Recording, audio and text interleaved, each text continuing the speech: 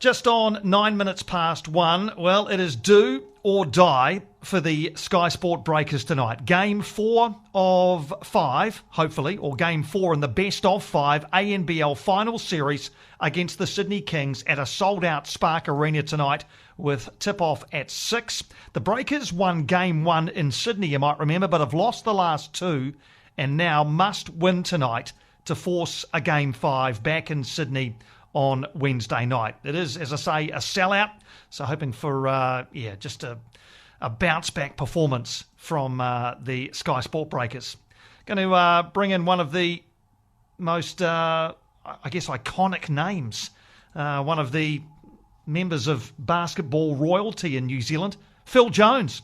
Top-level basketball for 2 decades, including a couple of stints with the Breakers, 14 years with the Tall Blacks, widely regarded as one of our all-time greats, still a close observer and commentator of basketball, and he joins us now.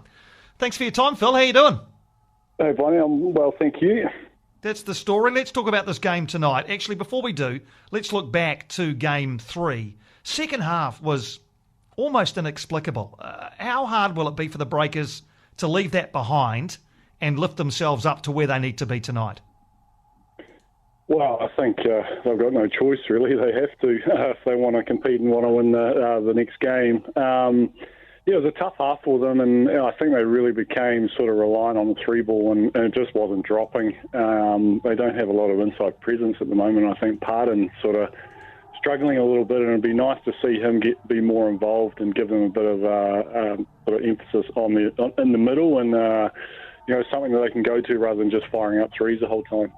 Yeah, I guess we think of Derek Pardon as a very, very good defensive player, but offensively, do you believe, from what you've just said, that he could be used a bit more effectively? Yeah, I think he's throughout the season he's shown that he's very good on the offensive end, and particularly on the offensive board. He's done a good job throughout the season of picking up extra possessions for the Breakers, and the Kings seem to have managed to keep him away from that side of things in the last 3 games. So it'd be nice to see him be a bit more of a dominant force on the offensive end and getting on that glass and picking up extra possessions for the Breakers. You talk about those threes not dropping, and in fact a lot of the 2-point shots weren't dropping on Friday night either. Is there any way of explaining what happened and why the Breakers just went stone cold on their shooting?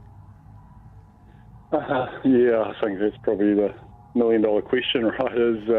If any coach knew that, they'd win a lot more games. I think sometimes just the internal pressures, and there was a big crowd there in Sydney at the last game, and once Sydney started to get on top of them, it just builds that pressure, and when shots aren't dropping, it seems to go from bad to worse sometimes, and I think that was just one of those situations for the Breakers where they just couldn't get anything to work, and sometimes that happens in sport. I think they'll have a good look at it. They'll come out. They'll be a different unit tonight. I think they probably got a little bit away from what's got them to where they are now, and that sort of team aspect of the game. When they're really firing, they're swinging that ball around, they're knocking down shots. The defense is really tough. I think if they get back to those things, they're going to be tough to beat. Yeah, and if you could, I'd like you to drill down into that because, the Breakers have had a terrific season. I mean, here we are. They're in the finals when, at the start of the season, I'm not sure that too many people would have picked that. What have you seen from them that's been really effective, not just at the offensive end, but at the defensive end as well this season? Well, I think defensively they're really tough. When they're locked in, they've got some good athletes, guys that move their feet really well. And they switch a lot. So when they switch, they don't actually lose a lot in regards to, mismatches. And Pardon does a really good job of sort of controlling the paint on the inside and blocking shots. Got Abercrombie, who's nice and long and athletic. So when they're in that sort of mindset and make it really tough for teams to sort of penetrate and get open looks, they're really difficult to play against. And I think they need to get back to that, particularly with someone like Xavier Cooks, who, he wants to put his head down and get to the basket, and they really need to make it a bit tougher for him, show more numbers. He's probably a reluctant passer. He wants to get to the rim and score, Whereas if you can force them into doing other things like giving the ball up and making other guys score, then that might help. But I think defensively they've given away too many easy possessions in the last couple of games. They also got themselves into a bit of foul trouble the other night, didn't they? Jarrell Brantley fouled out early in the second half, and others were sort of 3 and 4 fouls. Do you think that was a conscious thing by the Kings that led them down that path, the Breakers, I mean? Yeah, I think so. I think that really hurt the Breakers, particularly in the second half, because they had to sit guys that they would generally play for quite a long, big periods of time, and they had to sit on the bench for quite a decent amount of time. And they came straight back into the game and picked up a foul almost straight away. So that's tough for Modi to get his rotations when you've got your best players sitting on the bench. And nothing against those bench guys, because they come in and do a really good job. But I think you need your stars in the games. In the big games you need them, and if they're sitting on the bench, it makes it pretty tough. Just on that shooting, I mean, I used to watch you shoot, and some nights, I think you're just not going to miss, and you must feel some nights that you're not going to miss, and other times it's not dropping. And you talked about that pressure before and how you start to doubt yourself. What's the best thing to do when you've thrown up a couple, they haven't dropped? Is the best thing to do just to keep on shooting and hope that it comes right? 100%. Yeah. If you're a shooter, your shooter's got to shoot. There's no point in putting the gun in the holster and then not using it again. It's one of those things where, shooters' mindsets is you see one go through the hoop, and then the hoop starts to look a little bit bigger, and then you get another one to go through, and then all of a sudden it starts looking like a hula hoop, Yeah. It can go the other way too when you start missing a few, and you're a shooter and you start getting frustrated. I think really for the Breakers that they're all capable of shooting the ball well, and I think they've just got to get back to that team style where they get the ball through hands and they get Will McDowell-White downhill and get them into the paint and sharing the basketball, and then they're firing up threes rather than just coming down and just going one-on-one and then trying to shoot a three, or pulling up early and shooting a three. I think get the ball through some more hands. Those shots seem to be a lot easier to knock down. How much confidence will the Kings take into Game 4 tonight after the way they played in Game 3? I think they'll be riding pretty high at the moment, particularly since it's the first time that one of these two teams has actually won at home against each other.